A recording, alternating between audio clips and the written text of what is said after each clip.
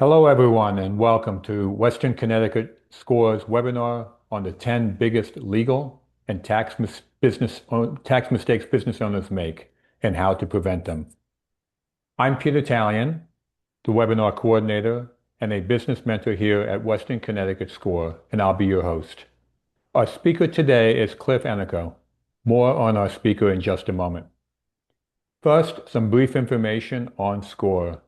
There are about 10,000 SCORE volunteers nationally in about 200 local chapters. SCORE is an SBA, Small Business Administration, resource partner.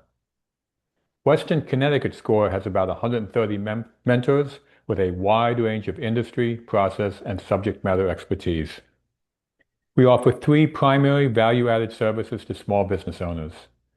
Number one, free one-on-one counseling, either face-to-face, telephone, email, or video, which can be accessed via the Request Mentor link on our website or via the link on the screen.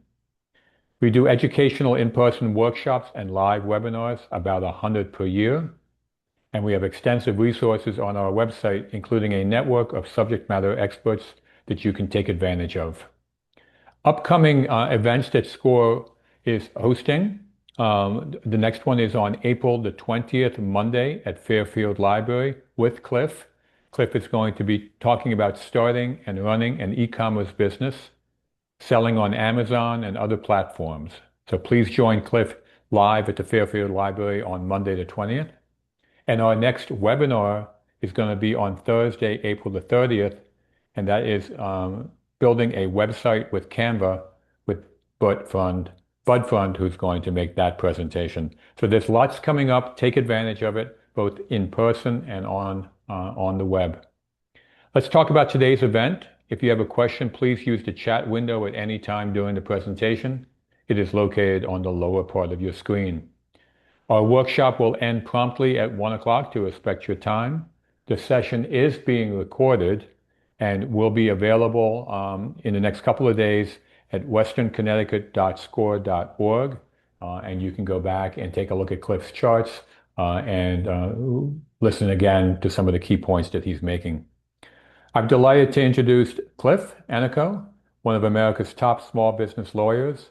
He's best known as the former host of Money Hunt, the PBS television series, and the author of Succeeding in Your Business, a nationally syndicated newspaper column.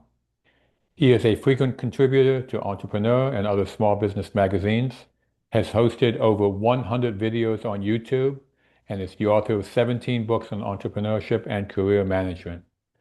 Cliff has been with SCORE for many years and is a great resource for us. And Cliff is also very actively, continues to be very actively involved in his legal business. So keep that in mind. With that, it's my great pleasure to turn it over to Cliff. Cliff, it's all yours. Go right ahead. Thanks, Peter, and thank you for that wonderful introduction. As Peter did say in the beginning of this program, I am a lawyer, and to prove that I am a lawyer, we always like to tell you what we're not going to do before we tell you what we're going to do. So here's just a couple of disclaimers for you. But it basically means here, what I'm trying to say here is, there's a very big difference. We're going to get into a little bit of legal and tax stuff in this program, but there's a very big difference between giving out legal and tax information, which is just, here's what the law is all generally about, and giving one-on-one legal advice, which is, Peter, this is why you should do this, and Mary, this is why you should do something different. That's one-on-one advice, which I really can't do in a program like this. So if you hear something in this program that sounds like a good idea, and you implement it and it doesn't work out for you, your business fails, you file for bankruptcy, your spouse divorces you, the kids don't talk to you anymore, your dog pees in your leg, and you're living in a diaper box under the Brooklyn Bridge, you cannot sue anybody, okay, involved in this program. So no one likes to think about the legal and tax stuff. I mean, one of the surest ways to kill an audience for a program, whether it's for SCORE or anyone else, is to put the words legal and tax in the title.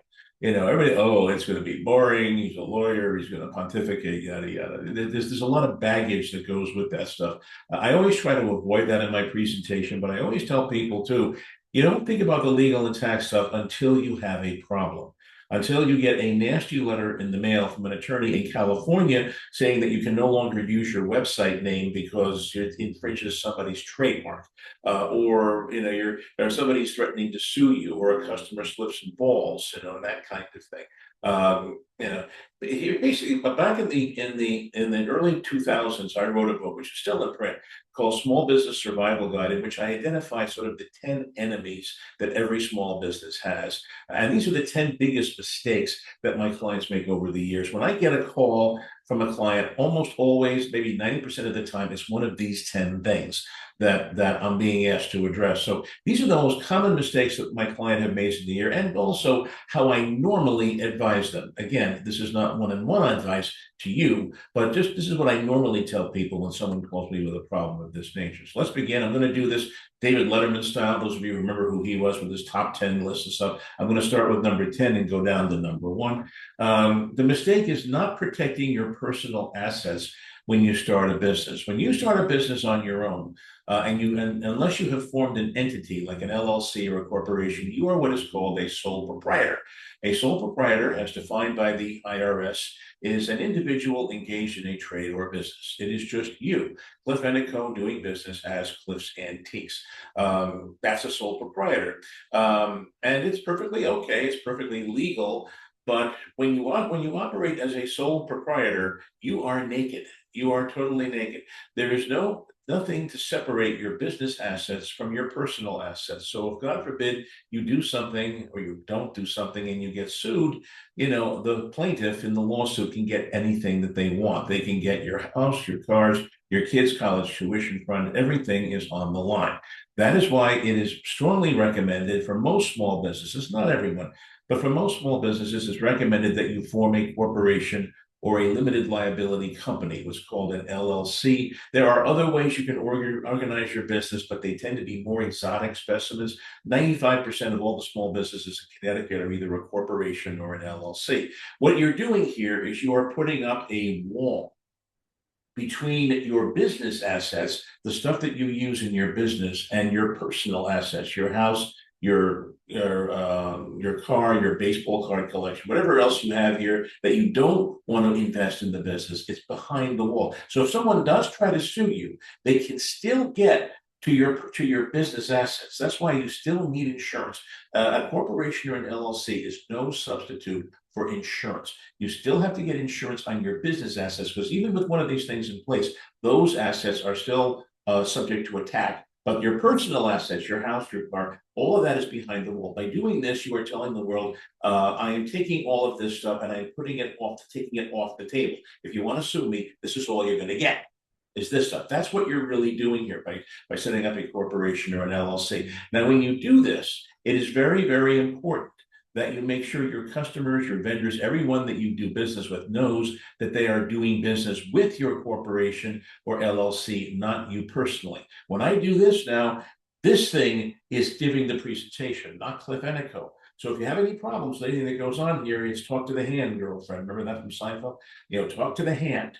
Don't talk to me. It's my corporation that did this thing, not me. Okay, so you always have to make sure that everything that your customers or vendors come into contact with, your marketing materials, your business card, your website, whatever, your social media, whatever it is that you are doing to reach out to people, to let them know that your business is out there, everything should have the phrase, your corporation or LLC name on it,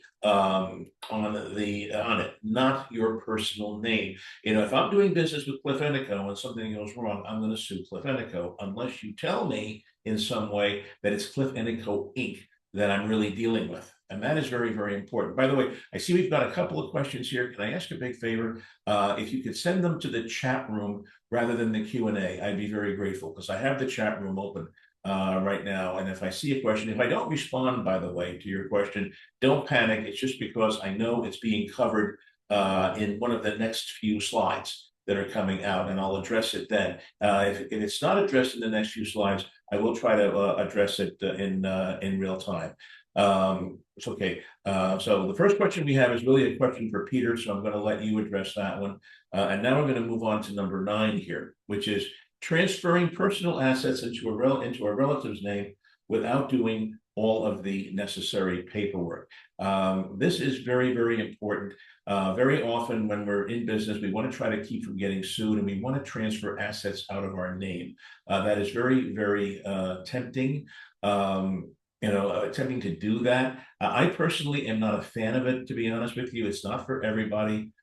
Before you do this, you really ought to do a deep dive personally into your soul and ask yourself how strong your marriage really is.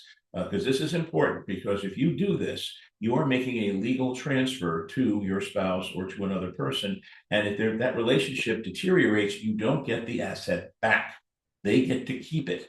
Okay, that is a basic thing in this. So if you're transferring to your spouse, let's say it's your house, that's the most common thing. You're going into business, you're concerned that a creditor is going to put a lien in your house, so you want to transfer it into your spouse's name. Your spouse, first of all, can have nothing to do with the business. He or she has to do something completely different. If they have a corporate job, for example, that's the perfect scenario for something like this. You put the house into their name, but they cannot have anything to do with your business whatsoever. That's number one. And you also have to do the necessary documentation. You are making a legal transfer. So if you are transferring your house to your spouse's name, make sure you file a document that's called a quit clean deed with the town land records, which is usually your town or city clerk's office in Connecticut that handles this. If you're in New York, it's the county clerk's office that deals with it. But here in Connecticut, it's your town or city clerk's office. Take it, file a quit claim deed, have an attorney prepare it for you. I always recommend that. Because you are transferring to a spouse, there should be no transfer tax on that. But make sure of that. Better to have an attorney do it, but if you want to do it yourself, you can. You can pull a form of Connecticut quit claim deed off of the web, but be very careful. You want to make sure that you're doing this right, because if you don't, a creditor might be able to challenge it.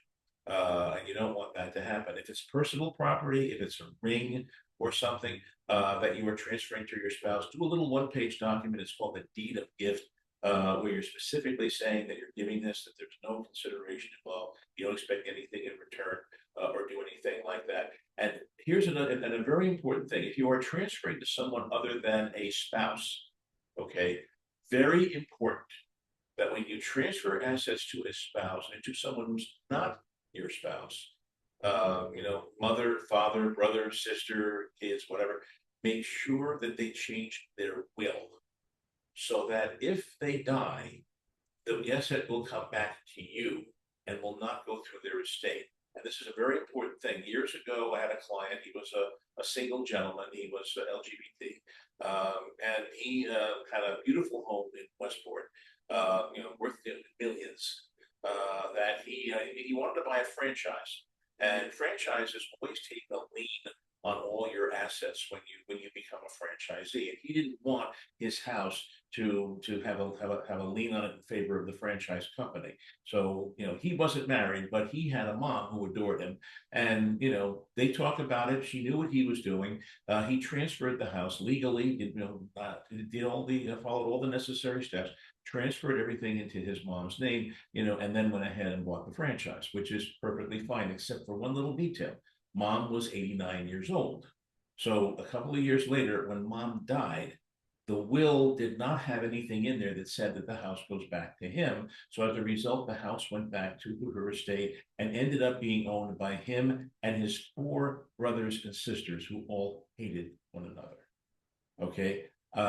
He ended up owning only a fifth of the house that he lived in because of this. And it took him years. That's when I got involved, by the way. I wasn't involved with this gentleman until this all hit the fan.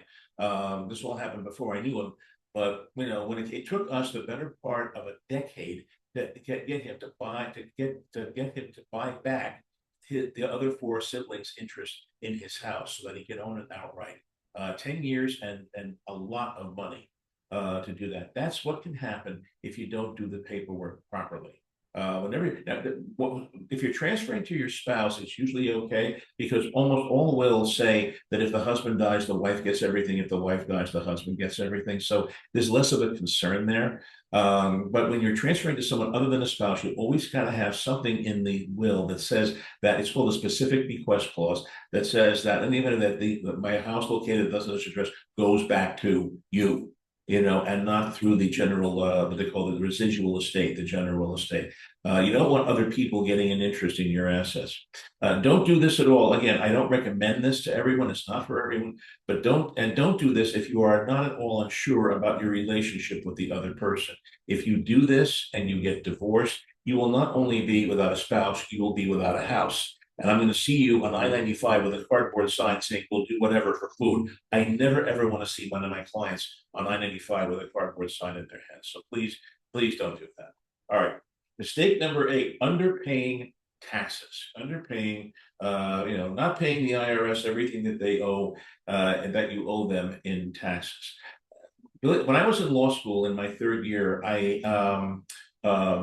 when I was a third year law student, I took a course in IRS procedure. I knew that whatever my practice was going to involve, it was going to involve dealing with the IRS. And the person who taught it was actually the district director for the IRS office in Nashville, Tennessee. I went to Vanderbilt for law school. And it was very interesting. I'll never forget his first lecture. The first thing he said was, believe it or not, as complicated as the Internal Revenue Code is, there's really only 2 ways that you can screw up on your taxes.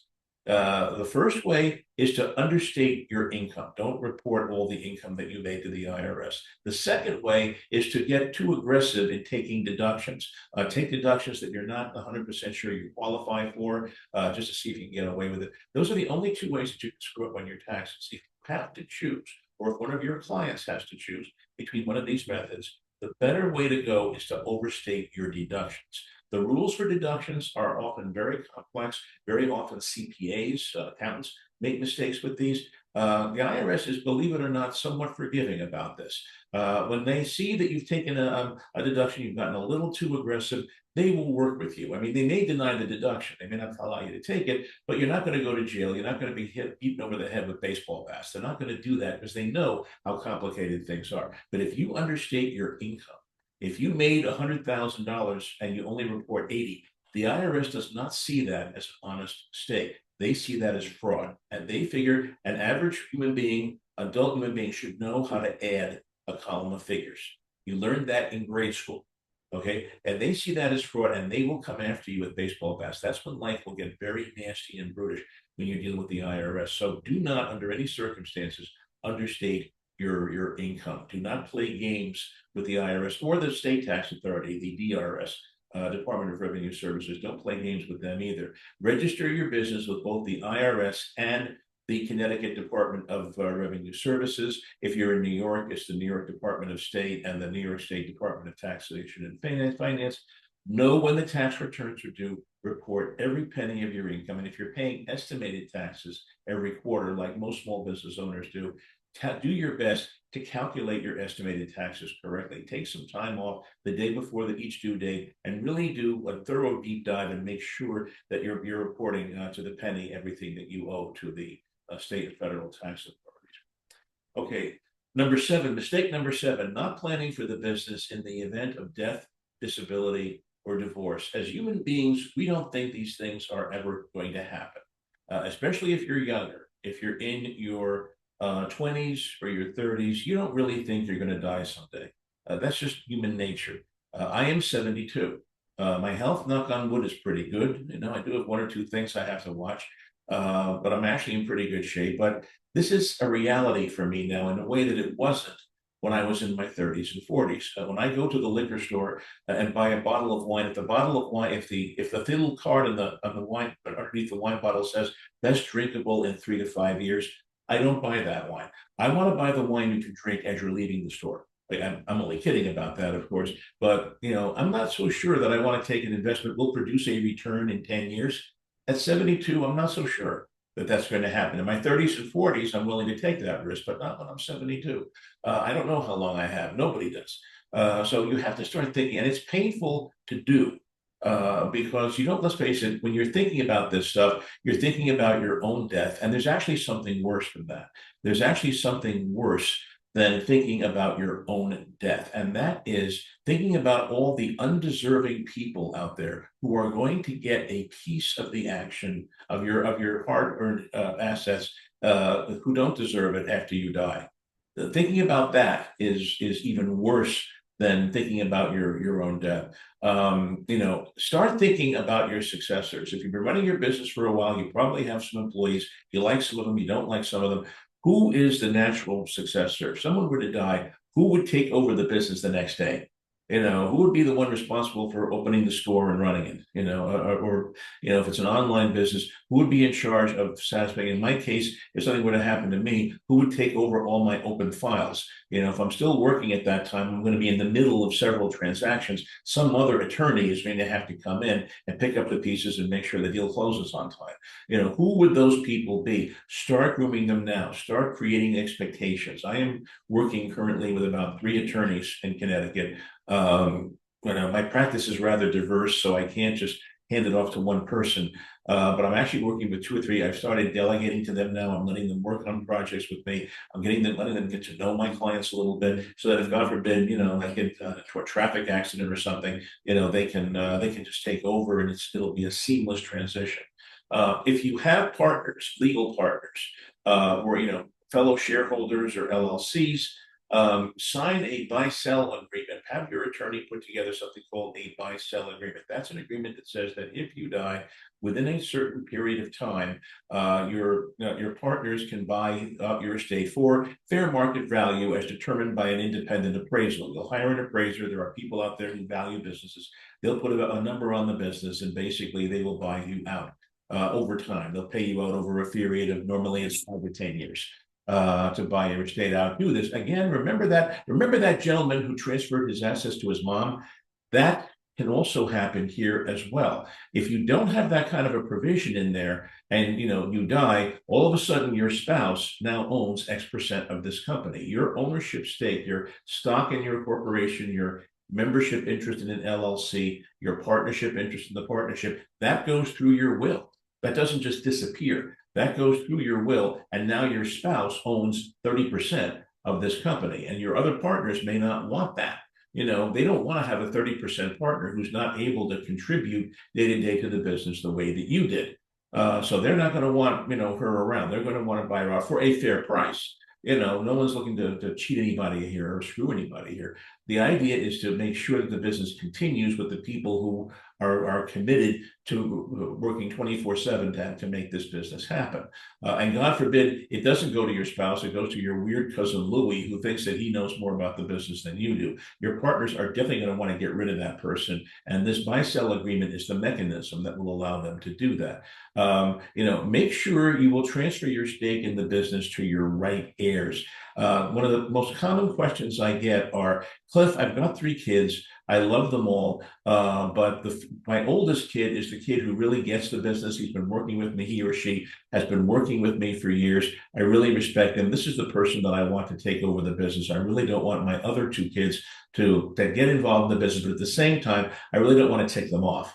I really don't want them challenging the estate. What are some of the things that I can do? How can we structure this in such a way that everybody ends up at least happy? And life will go on. That's a very common question that I get. It's really more appropriate for an estate attorney, but it's the kind of thing that I can answer if necessary. There are various things you can do to make sure that, for example, the other 2 kids would get an interest in the business, but minority non-voting stakes in the business, so they couldn't really second guess what the older sibling wants to do. That's one example of some of the things that you can do. A good creative attorney or accountant, frankly, can help you with this.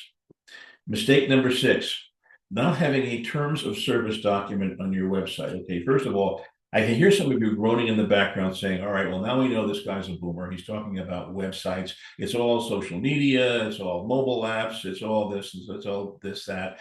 Yeah, let me tell you something. Even in 2026, every small business, regardless of what it is, needs a website of your own. You can certainly do business on social. Believe it or not, lawyers are the biggest offenders. I'm referring a lot of business to other attorneys these days, just because, again, I'm getting up there in years. I'm not taking on as much as I used to. I'm referring people to very good attorneys, and it really frustrates me when I'm looking for these people online and I can't find a website for them. I can see all their reviews on like Angie's.com, or there's one called Avo.com, which is strictly for lawyers, where people can review and say this guy's a good attorney, this guy's a bad attorney. There are a number of sites that do like reviews of lawyers, and I can see all their reviews, possibly, but I can't find them. I cannot find a page that will tell me where they are, what their practice is. Every small business of any kind needs to have a website of their own. Period. End of story. World without end. Amen. That is the only place on the entire web where you can tell your story and make sure that whatever business comes through there, you get to keep 100% of it. I mean, you can certainly find a lawyer using findlaw.com or martindale.com, which is another place, a lawyer referral service. You can certainly use that, but those services take a pretty big chunk of the fee. You end up, if you're a lawyer, you end up working for a discount if all your business is coming through those referral sources. It's like selling on eBay. eBay takes a pretty big chunk of every sale, every successful sale. So you're not making as much money as you could. The only way that you can sell something online, whether it's a product or a service, and keep 100% of the proceeds is the stuff that you sell on your own website. So you gotta have a website of your own. It is essential. It is essential, and that website needs to have legal documents on it. I see a lot of small businesses that don't have, especially service businesses, that don't put disclaimers on their website that say that, hey, we're not, like I said at the very beginning of my program, I'm not giving one-on-one legal advice in this program. I'm just talking generally about what the law is. There are a number of documents that you need to have on your website. The most common are terms, what they call terms of service. These are basically the basic terms that people are subscribing to when they hire you or they pay you for something. Sometimes it's called a user's agreement. Sometimes it's called, if it's a software product, we call it a subscription agreement. If it's a SaaS product, but there has to be a document with all the legal terms and mumbo jumbo necessary to protect you against lawsuit. And the most important of those provisions is a provision saying that anyone who deals with you, if there is a problem, we do not go to court, we go to mediation or arbitration. Going to court costs a bloody fortune. And especially if it's a jury trial, there's a good chance you might lose because juries always favor the little person. In any lawsuit involving a business and a consumer, the consumer almost always wins if there's a jury trial. You do not want that. You want to be before a judge, okay? Specifically a judge that knows something about this business, this environment that you are in. And the best way to do that is through mediation and arbitration. And you want that clause to be enforceable. That will not happen unless it is on your website somewhere and the client or anybody who deals with you agrees to it before they start working with you. It's a very important document. Have your attorney draft it, post it on your website's homepage. Make sure the customers accept the terms before they buy. I mean, you've all done this. You bought something online. At some point, the thing comes up. Here's our license agreement. Here's our terms and conditions. Scroll down to the bottom and click I accept. We've all done this. Nobody reads these things, but it's very, very important for protecting you. And make sure you use scroll wrap software. What that is, and you've seen this before, you sign on to something, you want to buy something, and right before you put your credit card information in, the terms of service thing pops up, and there's a little scroll bar on the side that you have to scroll to the bottom before the I accept button lights up. You've seen that. Make sure you use that software. Your web designer who's ever doing your website, make sure they incorporate that feature into your checkout, your online checkout process. Make sure that is in there. There's case law in several states now that says that using that software ensures that the consumer has had at least an opportunity to read the terms of service before they sign. If you just say on the website, on your checkout, oh, before you give us your credit card, click on this button and it takes you to our terms of service. Please make sure you read it before you buy. If that's all you're doing, a lot of courts are no longer enforcing that anymore. They're saying, no, you didn't give the customer a real chance to look at it. And people don't look. Judges are no fools either. They know people don't look at these things. They know that. They know that. So if you don't give somebody an opportunity to look at the thing before they sign, it's much less likely now that a court will enforce it if, God forbid, someone is bringing a lawsuit against you and wants a jury trial. So make sure that you follow those 3 steps and make sure there is something on your website that talks about the customer's legal rights, and obligations when they are dealing with you. So that's a very important thing, and it's important for websites.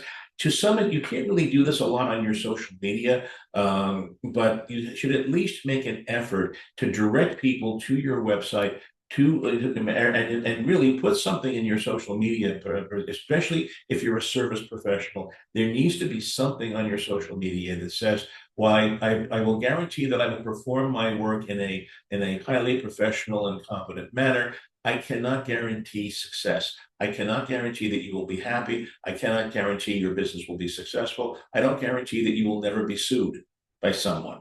I can create the best LLC in the world, but if you do business with someone who is really ticked off and has a lot of money, they probably will sue anyway. No matter what I do. Now, if the LLC is set up properly, it will protect you, but it will not act as a suit of armor to protect you from being sued. You can still get sued. That's why, again, you have to have insurance on your business assets to make sure that you have some protection in case you are sued. So, okay. So now we're down to number 5. We're halfway through. I mean, and by the way, there's no particular, I mean, I'm just putting them in order to make it easy. There really is no hierarchy here. I'm not saying that some of these things are more important than others or that I get these questions more frequently than others. These are just the 10 things, and I'm ranking them in the order in which I think they are important. But if the only problem you've ever had is number 9, then for you, it's problem number 1. Okay, so let's just be real about that. Okay, mistake number 5, treating employees as independent contractors. Now, most people know that anybody who is working with you falls into one of 3 baskets. They're either a partner, they are either an employee, or they are an independent contractor. A partner is someone who is shoulder to shoulder with you. You work in the business together, you share in the profits and the losses of the business based on some percentage which the 2 of you agree on. That's what a partner is all about. Okay, and if then something happens to them, you've got to buy them out because they have their ownership interest is an asset that will go through their estate if they die. Okay, an employee is someone who works with you and whom you can direct and control. You can tell them what to do, when to do it, how to do it, what equipment to use. You basically, almost legally own these people and their time, at least for a certain period of time. They have to work exclusively for you and they have to place your interests first before anything that they do. And then there are independent contractors. These are people who are outside of your organization. You do not direct and control their time. They perform services for you, but they get to control their time. That is the biggest difference between an employee and an independent contractor. I mean, there's a lot's been written about this. The IRS has a series of 25 criteria that they apply on audit when they're trying to figure out if someone's an employee or an independent contractor. But let me make it simple for you. The key thing here, and the key thing the IRS looks for when they audit in this area is, do you direct and control the person's activities? So let's say that we have an eBay business. You're selling stuff on eBay. I work for you. And let's say that you come up to me and you call me and you say, "Hey, Cliff, whatever you're doing, stop what you're doing. We just got this huge order. I want to get it out today before the UPS store closes. I need you to drop what you're doing. Help me pack these boxes. Help me load up the truck. And as soon as I head out to the UPS store, you can go back and finish whatever it was you were working on." If you have the ability to do that to me, to jerk me around like that and move me from one project to another, I am your employee. I am not your independent contractor. And there's no way the IRS would see me as an independent contractor if, God forbid, you ever get audited. Most businesses want to treat everybody as independent contractors. And you may be able to. I'm not saying it's impossible. I'm not saying you can't, but you have to be very careful and do some soul searching before you characterize someone as an independent contractor. So, for example, you're hiring somebody only a day a week. Maybe it's a college kid or something. He's working for you on Fridays for beer money because he doesn't have any classes. That's fine. But during that day, he is your employee. He's a part-time employee. He is not an independent contractor. I am an independent contractor. Nobody's ever going to, if you're working with me, if I am your lawyer, no one is going to look at me and say that I'm your employer. Why? Because at any given time, I'm working for 10 different people. That's why it's kind of hard to get a hold of me sometimes, which I apologize, but I can't do anything about it. At any given time, I can only be working on one thing. So, at any given time, I'm working for 10 different people. You can certainly give me a deadline. You can say, "Hey, Cliff, I need this. I need to turn around this contract by Friday because I'm meeting with the guy and I want to be able to talk about it with him." You can certainly do that. But between now and Friday, I get to decide when I work for you, when I work for Joe, when I work for Mary, when I work for Peter, that's my decision. I manage my time in real time. You cannot call me up and say, look, stop doing this webinar for SCORE right now. I need something and I need it in 10 minutes. You do not have the right to do that to me. And I will not be able to do it to you, do it for you. That's what makes me an independent contractor. I am in control of my time, not you do not get the right to control my time. As long as that's the case, and as long as I have the opportunity to work for other people, the IRS will respect that and will treat me as an independent. It doesn't matter, by the way, if I sign an agreement saying that I'm an independent contractor, the IRS can blow through that. They are not bound by your agreement. You and your employee may have a contract saying, wink, wink, I'm an independent contractor. And why does everybody want to be an independent? Why do you want all your people to be independent contractors? Because that way you don't have to withhold taxes. You don't have to deal with employment taxes, payroll taxes, FICA, FUTA, Medicare. You don't have to deal with all that crap. It's expensive. I mean, it can be as much as 15 to 20% of the total payroll for that individual can be taken up with just those taxes. It's a lot of people just don't want to pay them. They don't want the burden. They don't want the paperwork. If you have a lot of people working with you and you're not sure if they're employees or independent contractors, hire a payroll service and have them do the paperwork for you. Don't take a risk here. The IRS audits very heavily in this area, and if they catch you, they get to reimpose. They get to treat that person as an employee going back to the day that you first hired them. And they can basically charge all the taxes that they should have gotten during that period, including interest and penalties. It can kill your business if you get caught up in an audit and you lose the audit. Make sure your contractors can work for other clients. Make sure that your contractors work specific hours. If you're not sure, call an attorney. Get some advice or an accountant. Accountants can often advise clients in this area. And if you're not sure, get a payroll service, put them on your payroll, pay the taxes. You'll be able to sleep better at nights. Mistake number 4, signing legal contracts without having a lawyer review them. You knew I was going to get to this one, right? Eventually, this is what I do for a living.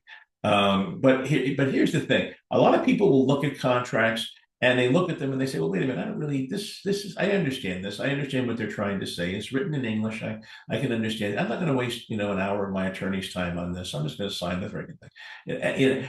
Don't try to resist that temptation as much as possible. Even if you think the understanding the contract, tell an attorney, and you can put a limit on my time. You can say, hey, Cliff, I just need a quick review. Don't spend, please, more than an hour or a half an hour doing this. You can do that. I will always listen to that, and I will always respect that. If I don't think I can do it, in that time, if I think I need more, if you hit me with a 100-page contract and say, Cliff, don't spend more than a half an hour looking at it, there's going to be some disclaimers coming back at you. I'm going to say, well, all right, I'm willing to limit my time to a half an hour, but just so you know, I'm only going to give it a quick eyeball, and I'm going to be looking for, for hand grenades here. There may be other things in the agreement that may be an issue for you down the road that I'm not going to see with a half an hour review, and you need to be okay with that. I don't want to hear from you a year from now. Holy crap, I'm losing my business. Why didn't you tell me that this could happen? Because of something you didn't give me the time to look at and to see. But with that discussion, in mind, I will certainly try to respect your time, because, and the reason for this is because even though you understand what's, in that contract, you do not understand, if you're not familiar with these types of contract, there are things that probably should be in there to protect you that are not in there. Okay. And that is something that your attorney, your advisor, maybe AI will pick up on. Hey, wait a minute. An agreement like this, there's normally a frugal framus clause. I'm making that up. That's a made up word. It's like widget. It doesn't mean anything. But there should be a frugal framus clause. There's no frugal framus clause in this agreement. And this is what happens when you don't have a frugal framus clause in your agreement. That's the kind of conversation that you want to have with an expert, or if you have a really good AI, something like that. It will point out to you the things that should be in the contract that are not there. Again, when I look at a contract, I've got a form in my head of what that thing should look like. And if there's any variations between this contract and the form, I have to think about, well, will it hurt the client? Will it create a problem for them? And if so, we need to do something to fix that. Again, AI is getting better and better at this. I mean, I will never ask AI to draft a contract very often. After I myself have reviewed a contract, I will let AI have a shot at it. And every once in a while, they will come up with something that I didn't see, or they'll come up with a better way of phrasing something than what's in the contract that's more protective of my client. It's actually, the AIs are getting quite good at doing that, actually, but don't rely on it. Again, a human being is still your best bet here, whether it's an attorney. Accountants don't review contracts, attorneys do. If someone insists that you sign something, and especially if they won't give you the chance to have a lawyer look at it, don't sign.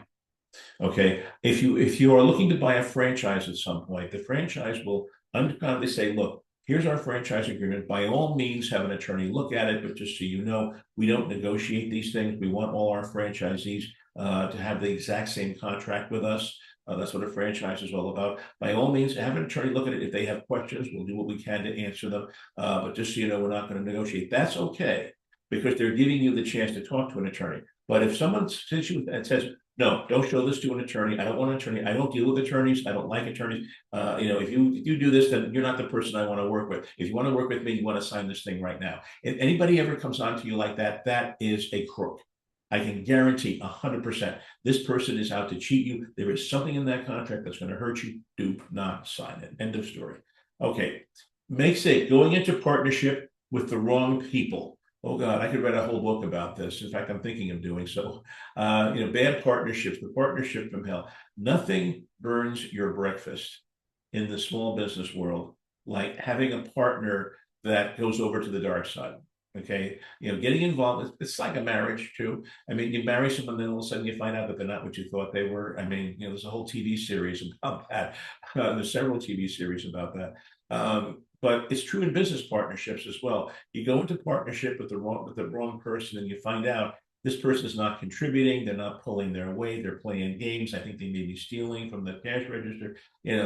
All of a sudden you find out that they're not the person you thought they were. Whenever someone is your partner, the only way that you can legally get rid of them is to buy them out. That is the only way, or break up the partnership, dissolve the partnership in some way, and the two of you go your separate ways, like a divorce. Those are the only two ways really that you can get rid of them. If you are the person who feels that you should continue the business, the question you have to pose, and it's a conversation you will have to have with the other person, unpleasant though it may be, is who's the person best able to continue this business? I mean, if the other person agrees, well, yeah, you're really the person, I mean, this thing, this turns out it really wasn't for me, Cliff, the best thing to do is to buy them out at a fair price, whether or not they deserve it. Don't worry about this. The goal here is to stay out of court as all possible. Talk to an accountant, talk to a local business appraiser, find out what the business is worth, and buy them out for a fair price, fair market value, whatever it is, over a period of 5 to 10 years.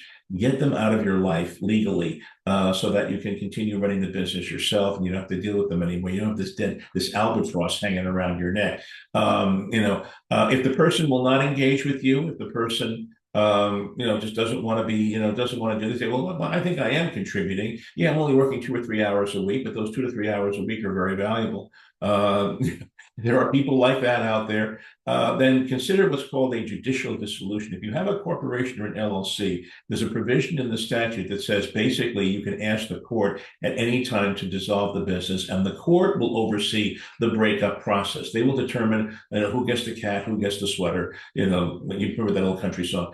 They'll determine who gets the kids, who gets the assets, and they will oversee the breakup process. It is a little bit on the expensive side. If the other partner will agree to arbitration or mediation, that is a much more cost-effective way of doing it. But that doesn't always lead to the result that you want. Mediation, especially, is basically it's a brokered agreement. Somebody like me, and I do sometimes mediate partner disputes. I sometimes do it. I try not to do it very often though, because it tends to be a big bill. But I will get involved, and I'll beat up on each of you. I'll beat up on the other person and say, look, he's right about this. You really should consider this. And then I'll go beat up on you. And my idea is to sort of get you to the point where the two of you agree. And once the two of you agree, then I'll draft your agreement, you sign it, and you split up. That's what a mediation is all about. Arbitration is like Judge Judy. The two of you go before Judge Judy. Each of you argues your side. Judge Judy decides, okay, this person's in the right, this person person is full of crap, and they rule accordingly. That's if you look at Judge Judy, that's what a small business arbitration is all about. And I'm frankly surprised that in that show they don't do more partnership dispute type things. They tend mostly on consumer disputes. I'm surprised that they don't, because that would be a very fruitful area, for those kinds of programs, those judge courtroom type shows. Where all they do is yell at people and tell them how stupid they are. But that kind of is like an arbitration too. I can't say those shows don't. Those shows are kind of real. Have you ever been involved in any kind of a small claims court proceeding? They're a lot nicer than Judge Judy, but that is the basic process that you're going through. It's not really a courtroom kind of thing. The person listens to both sides, then basically just makes a decision based on a gut of who's right and who's wrong. And the judge shows on TV are all pretty good that way. Okay, mistake number 2, not protecting your intellectual property. This is a big one. These days, businesses in the United States do not have physical assets. We no longer have factories with machinery and equipment and vehicles the way we did 50 years ago when I was, or 50, 60 years ago when I was a kid. We don't have this. The businesses we have today are more service businesses. We're living in a post-industrial service economy, although there are some people that want to bring us back to a manufacturing economy, but good luck with that. Today it's mostly a service, and the biggest asset that you have is your intellectual property, your brand. I mean, if you're a consumer brand, if you're selling cosmetics online or something like that, your cosmetics are probably no better or worse than any of the other gazillion cosmetics that are being offered on social media. But it's your brand that drives people to you. That is the asset that someone's going to pay you for if they decide to buy your business. And it's very important that you protect that. Your name, your brand identity, your formulas, your recipes. All of these things, and these things are intangible. You can't feel them, you can't touch them, you can't see them, but they are very, very real. And there are different types of intellectual property. There are patents, trademarks, copyrights, and trade secrets. I actually do a course to score on the differences between these things, and how they're protected in this kind of thing. And hopefully they'll do the course sometime in the near future. Always do a search if you are starting a business from scratch, and especially if it's a business where you're looking to build a brand, always hire an attorney to do a thorough trademark search before you choose that company name. I actually have a course where I talk a lot about how you name your products and services. And that would be a value. If it's still on the SCORE archive, it'd be a good one for you to listen to. The various steps that you need to do to make sure that you're not going to get sued. Because, here's my horror story. A number of years ago, I had a client that was putting together a publication. It was a very specialized magazine, and I'm just going to leave it at that because I can't be more specific. And they came up. It was a perfect thing. They had a perfect plan for getting it distributed. They had the perfect name for it, absolutely the perfect name for it. And I told them, I said, please, please, please, go to it. Find it. Here are some trademark lawyers I work with. Hire a trademark lawyer. Spend a couple of $1,000s. Get a federally registered trademark, the R in a circle. Get that for this name. Protect that. Because when you get a federal trademark, that means that nobody else can use that name for a similar product or service. If you have a federal trademark, the R in a circle, that means that you can sue anybody. If anybody else tries to do a similar product or service using that same name, you can shut them down. You can bring what's called an infringement action against them. You can threaten an infringement action, and then they'll change the name because they don't want to be sued. That's where you put that. I begged them to do this. They did not listen. They said, well, we don't have the money. We'll do it, Cliff. We'll do it, Cliff. But let's get started up. Let's get up and running. And they did. They got up and running. They did beautifully. They generated about $500,000 worth of revenue in their first year. They had investors starting to circle them, looking at them as a potential investment opportunity, venture capitalists. They did beautifully. And then one day they got a nasty letter from a law firm in California that was representing a company out there that had registered their name as a trademark for, get this, an in-house publication. It wasn't a publication meant to be circulated to the general public. It was their in-house newsletter for their employees, and they had thousands of employees around the country. This was the name of their in-house newsletter, and they had trademarked that as their name. and it technically was in the same field. So it was technically a competing publication, although I tried to argue that because they weren't circulating it to the general, weren't using it, this publication could not be bought by the general public, that it really wasn't in competition with them. I begged them. I couldn't get anywhere. They basically threatened to sue my client. So my client had to change their name after issuing 3 issues of this magazine. They had to change their entire brand identity. They lost their investors. They lost their VC, and the thing crashed and burned about 3 or 4 months later. That is a horrible thing to happen. And it could have all been avoided had they done a trademark search. They would have seen that trademark filing, and maybe we could have worked something out at that point, because lawyers at that point would not have been involved. It would have been, hey, we're thinking of doing this. Would you mind if we can do this? I mean, we'll stay out of your space. You stay out of my, those are legal agreements. You can do those. They're called coexistence agreements. You can do them, but you can't do them after, the lawyers start issuing what are called cease and desist letters. So please, if you are building a brand, if that is your goal, always, always, always get the federal trademark registration, the R in a circle first.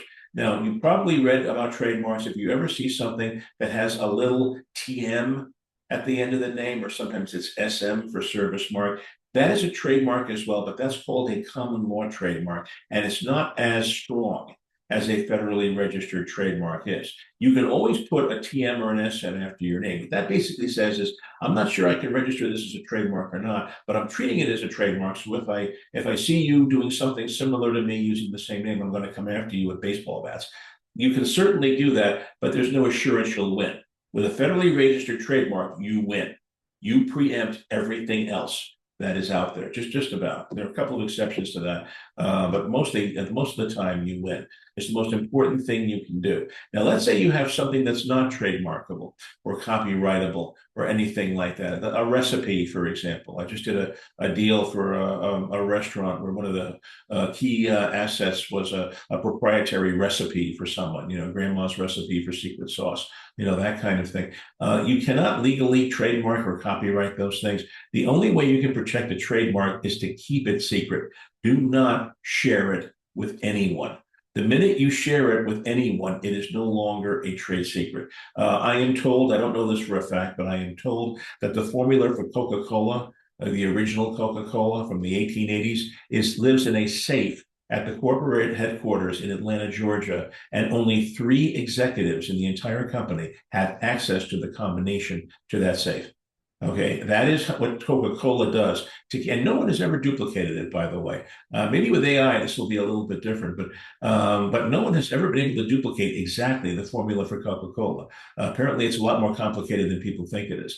But only 3 executives have access to this formula, and that is how Coca-Cola makes sure that this doesn't get into the general public domain. So if you have trade secrets, protect them jealously. Be very careful who you share them with. If you're not sure you can completely trust a person with them, do not share them. And that is the only really way that you can protect them. But if it is trademarkable, if it is copyrightable, talk to a lawyer, see if you can get some protection for it. And if you can, it is well worth the money you spend. I deal a lot with clients that are looking to start consumer brands, and I always tell them, before you spend money on me, get a good trademark lawyer, get your name registered with the Federal Patent and Trademark Office, then come back to me. I'd rather you spend the money on that attorney first, because everything is going to be in that trademark. If you do not have a federal trademark for a brand, you are opening yourself up to the possibility that other people are going to rip you off, and they will. Okay, so first big mistake, not seeking professional help before the you-know-what hits the fan. Okay, whenever you start a business, you can't go it alone. It's one of the dumbest things that people can do. Even if you've been in the business world for a while, you know how things work, you're savvy, there's just too much out there to know about. You do not have the time to become a lawyer, an accountant, an expert on finance. You do not have the time to do this. Your job is to get the customers, service the customers, market the customers, grow the business. That is your primary focus. And anything that takes you away from that is a distraction. That is, you're much better off paying somebody else to do before you do it yourself. I always tell people, in every business, there are essential activities and non-essential activities. The essential activities are the 5 or 6 things, and that's pretty much a maximum.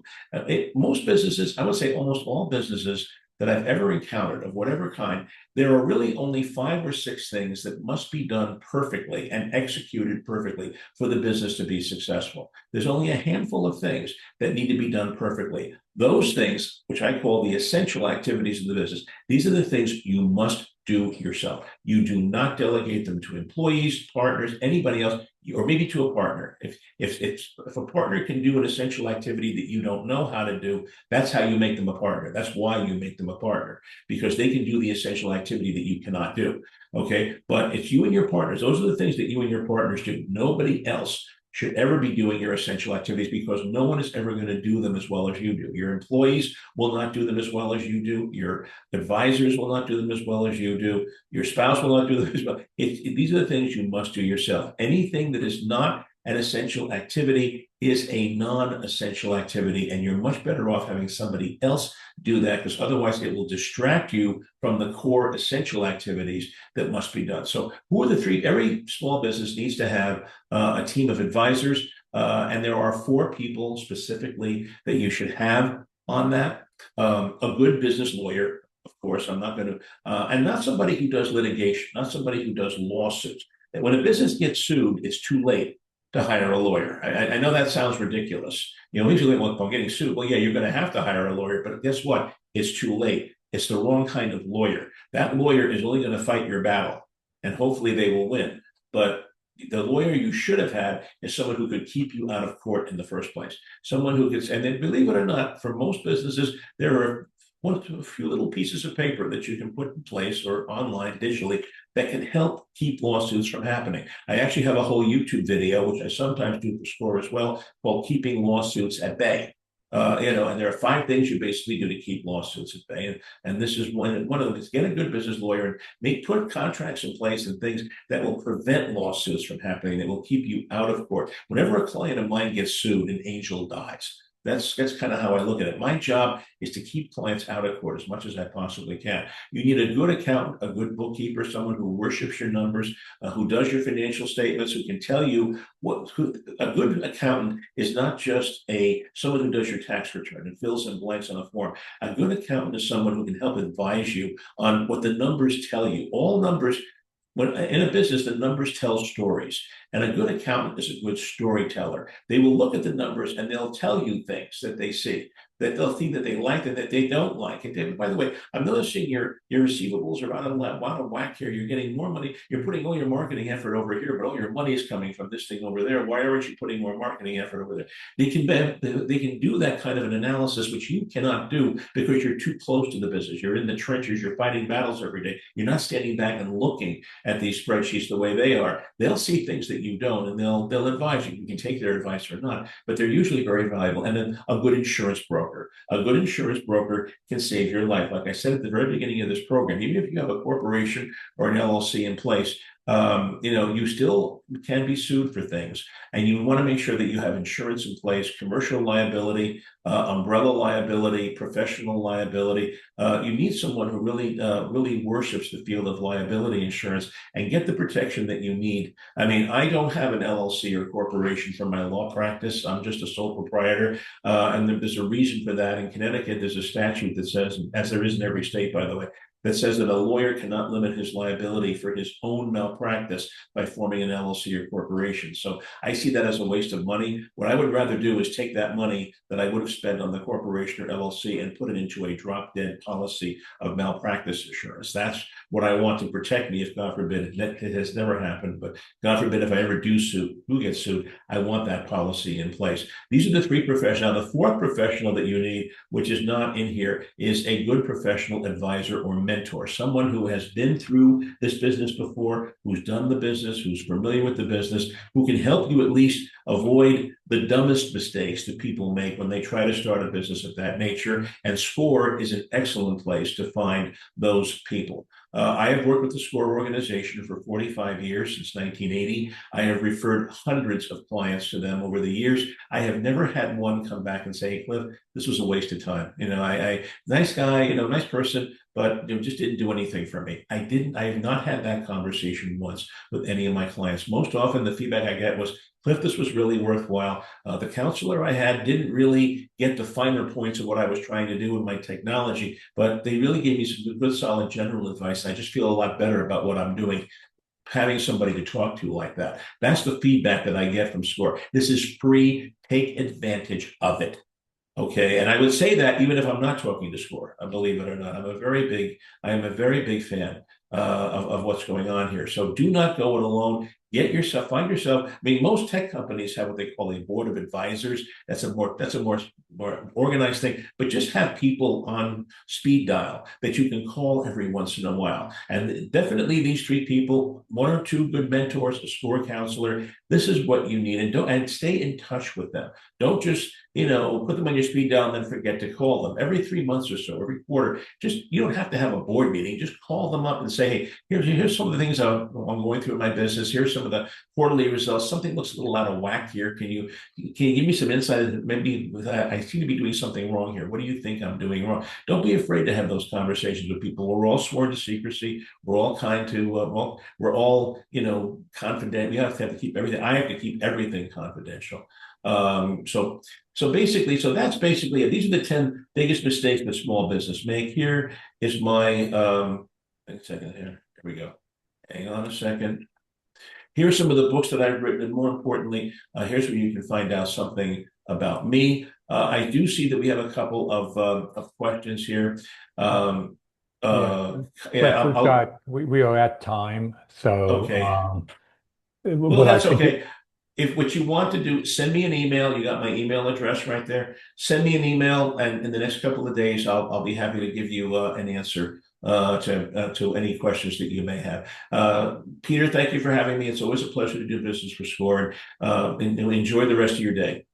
Cliff, thank you very, very much. The recording is available on the SCORE website, westernconnecticut.score.org. We really, really appreciate your time and expertise, Cliff. Everyone have a great day. Thank you so much. You Bye-bye. too. Bye.